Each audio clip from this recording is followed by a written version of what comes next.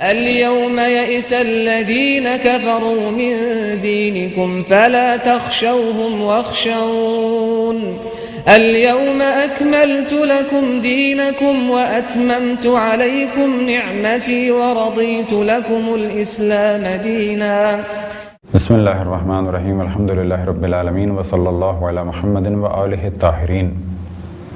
موضوع گفتگو امامت، اور اب تک کچھ مختصر سی گفتگو رہی امامت کے بارے میں۔ آیات قرآن مجید اور احادیث رسول اللہ صلی اللہ علیہ وسلم کے ذریعے سے اہل بیت علیہم الصلاۃ والسلام اور خصوصاً مولا امیر المؤمنین علیہ الصلاۃ والسلام کے فضائل بیان ہوئے، وہ فضائل کہ جن کے ذریعے سے امامت مولا امیر المؤمنین کو ثابت کیا جا سکے، اور وہ فضائل کہ جس سے فضیلت ثابت ہو،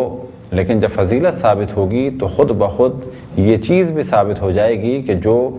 زیادہ فضیلت رکھتا ہے بعد رسول اللہ صلی اللہ علیہ وسلم وہ زیادہ حق بھی رکھتا ہے۔ اور کیونکہ منصب نبوت اللہ سبحانہ و تعالیٰ کی جانب سے ہے اور نبی صاحب فضیلت ہے، انسانوں کی ہدایت کے لیے ہیں، لہذا نبی کا جانشین بھی ان صفات کا حامل ہو کہ جو صفات رسول اللہ صلی اللہ علیہ وآلہ وسلم میں پائی جاتی ہیں۔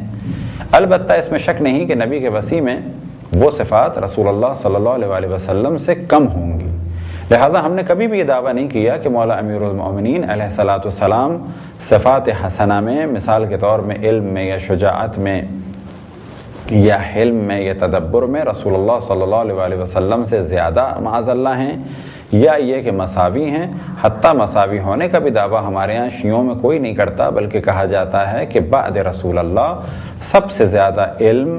حلم، فصاحت، بلاغت، شجاعت، شرافت اور دیگر صفات حسنہ مولا امیر المؤمنین علیہ الصلاۃ والسلام اور باقی ائمہ اہل بیت علیہم الصلاۃ والسلام میں پائی جاتی ہیں۔ لہذا بعض اور روایات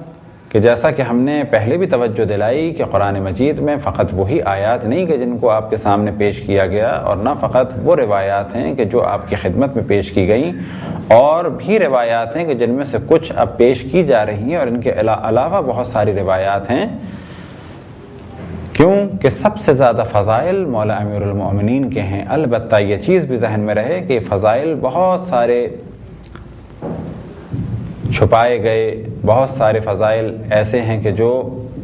دوسروں کو دیے گئے، بہت سارے القاب وہ ہیں کہ جو در حقیقت مولا علی کے تھے لیکن دوسروں سے منسوب کیے گئے۔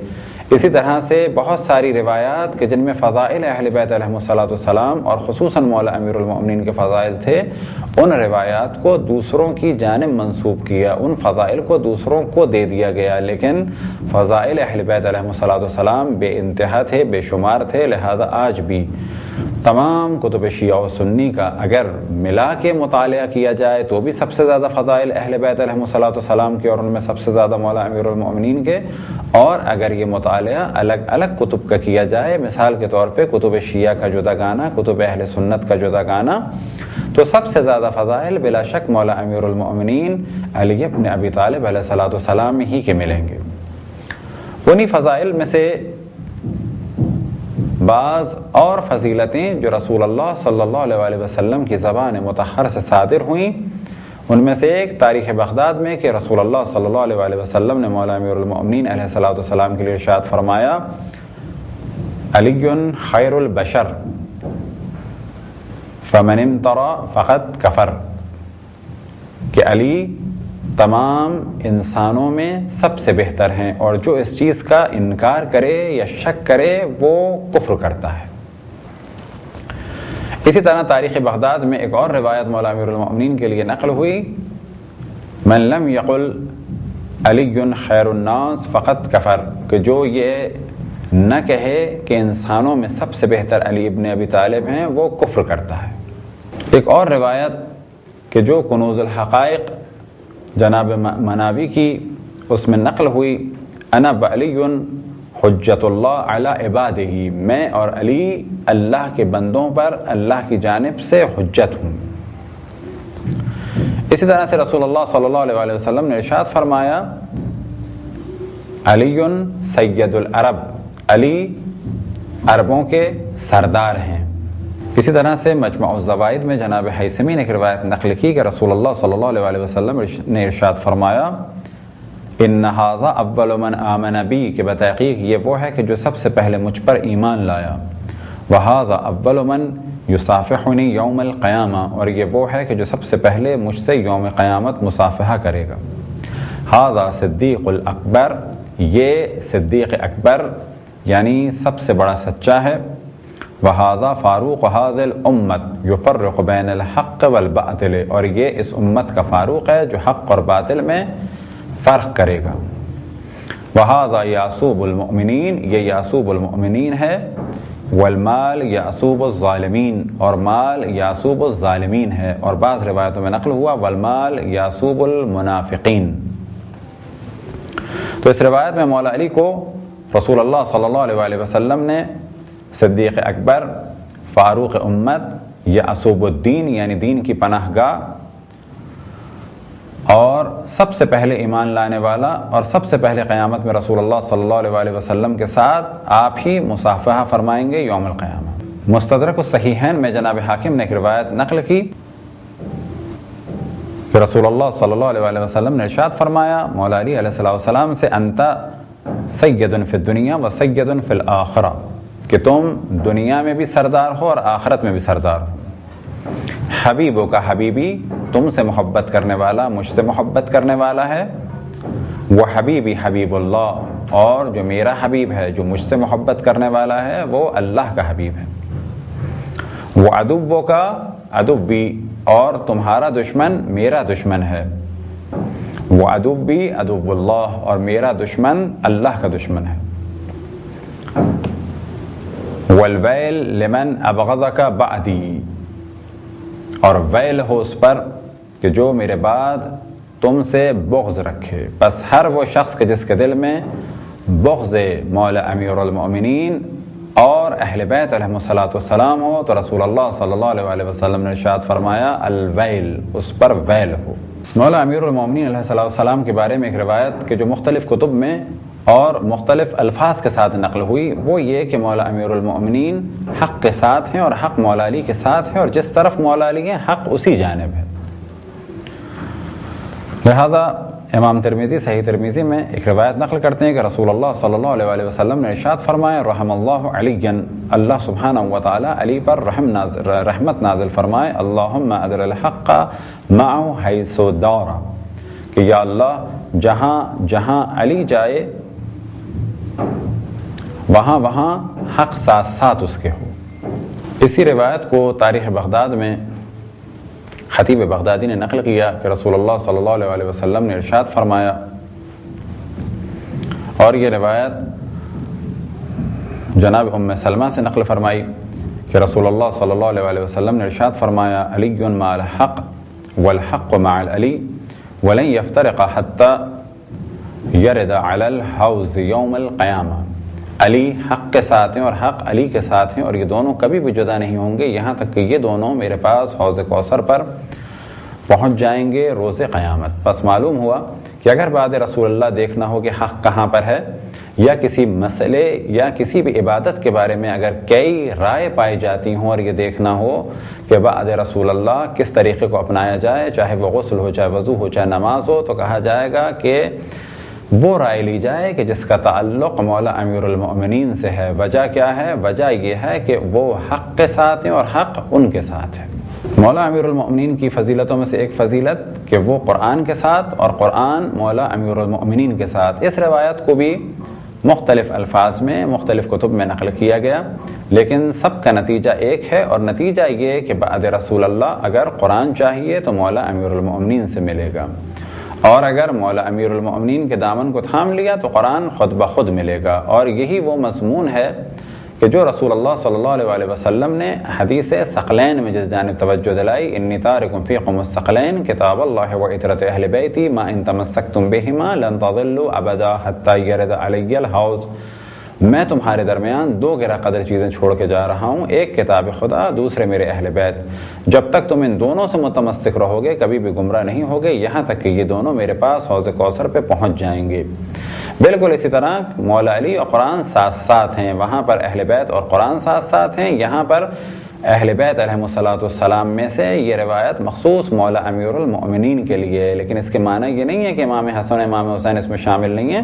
وہ اس روایت یعنی روایت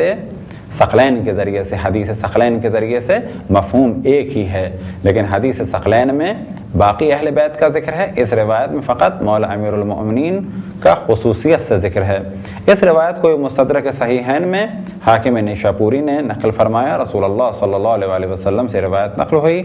علی مع القرآن والقرآن مع العلی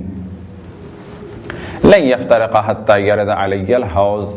یہ دونوں کبھی بھی جدا نہیں ہوں گے یہاں تک کہ دونوں میرے پاس حوض کوثر پہ پہنچ جائیں گے۔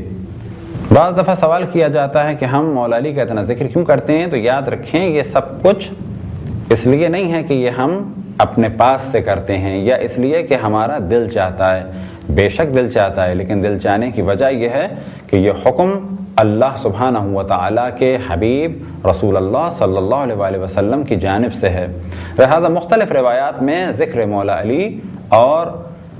دیکھنا مولا علی کا عبادت قرار دیا گیا ہے، لہذا مستدرک الصحیحین میں حاکم نیشاپوری، اسی طرح حلیۃ الاولیاء میں اور دیگر کتب میں ایک روایت نقل ہوئی کہ رسول اللہ صلی اللہ علیہ وسلم نے ارشاد فرمایا، النظر الی علی عبادہ، کہ علی کی جانب دیکھنا عبادت ہے۔ ایک اور روایت مستدرک میں نقل ہوئی، النظر الی وجہ علی عبادہ، دونوں کا مفہوم ایک ہے، ان کی جانب دیکھنا یا ان کے چہرے کی جانب دیکھنا عبادت ہے۔ فیض القدیر میں جناب مناوی نقل فرماتے ہیں کہ رسول اللہ صلی اللہ علیہ وسلم نے ارشاد فرمایا، ذکر علی عبادہ، کہ علی ابن ابی طالب کا ذکر اب چاہے وہ زبان کے ذریعے سے ہو چاہے وہ تصور ہو، یہ عبادت ہے۔ وجہ کیا ہے کہ مولا امیر المؤمنین جانشین رسول اللہ صلی اللہ علیہ وسلم ہیں، جب ان کا تصور کیا جائے گا، جب ان کا ذکر کیا جائے گا تو در حقیقت جب بھی ان کا ذکر ہوگا تو ساتھ میں حق کا ذکر ہوگا، اور جب بھی حق کا ذکر ہوگا تو انسان حضرت حق یعنی اللہ سبحانہ و تعالیٰ کی جانب بڑھے گا اور صراط حق یعنی صراط مستقیم پر گامزن ہو جائے گا۔ پس یہی وجہ ہے کہ رسول اللہ صلی اللہ علیہ وسلم کا دین اگر حاصل کرنا ہو جو کہ حق ہے، اللہ سبحانہ و تعالیٰ کی صراط مستقیم پر اگر چلنا ہو جو کہ حق ہے، تو پس اس حق کو حاصل کیا جائے کہ جو مولا امیر المؤمنین علی ابن ابی طالب علیہ السلام کے ذریعے سے ہے۔ پس اس صاحب حق کا ذکر بھی حق ہے اور عبادت ہے، اور اس صاحب حق کا تصور بھی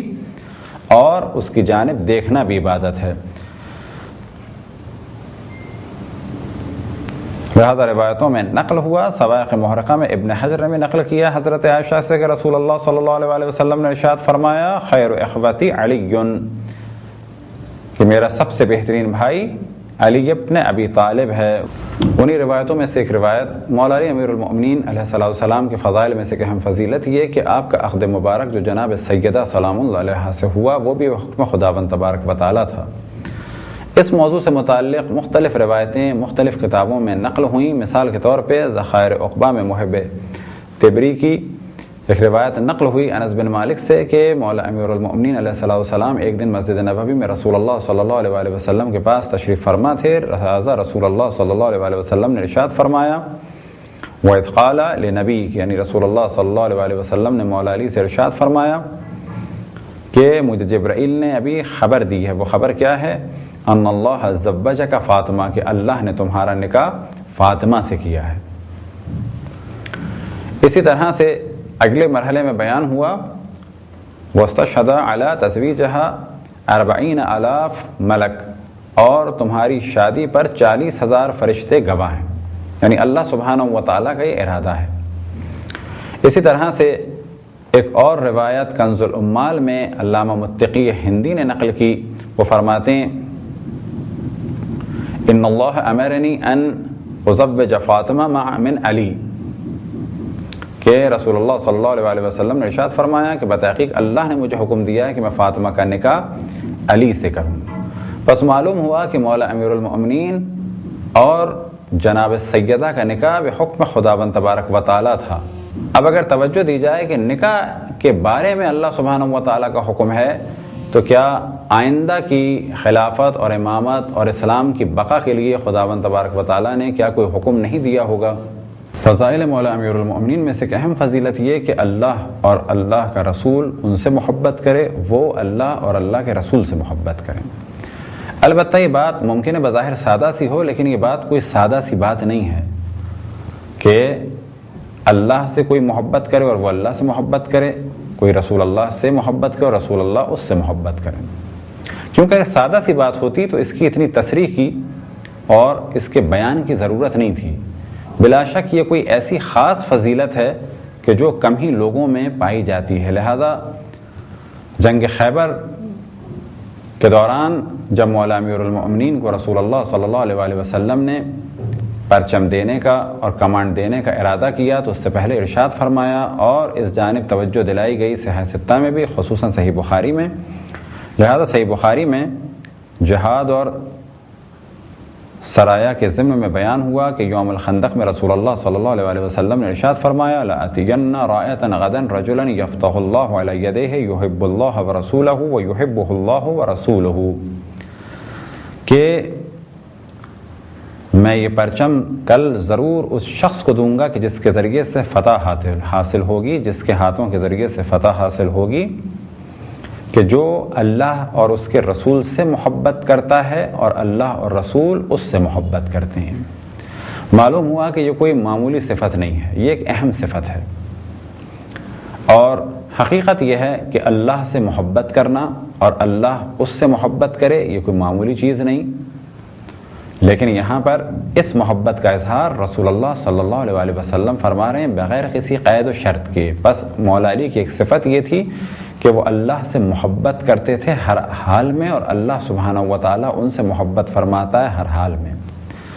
اور مولا علی کی صفت یہ تھی کہ وہ رسول اللہ صلی اللہ علیہ وآلہ وسلم سے محبت فرماتے تھے ہر حال میں، اور رسول اللہ صلی اللہ علیہ وآلہ وسلم محبت فرماتے تھے ان سے ہر حال میں۔ انشاءاللہ باقی اور فضائل کو اگر خداوند تبارک و تعالیٰ نے توفیق عطا فرمائی تو آپ کی خدمت میں بیان کیا جائے گا۔ خداوند تبارک و تعالیٰ سے دعا ہے کہ ہم سب کو اپنے رسول، اپنی حجتوں، خصوصاً امام زمان علیہ السلام کی معرفت اور اطاعت کی توفیق عطا فرمائے۔ وصلی اللہ علی محمد و آلہ الطاہرین۔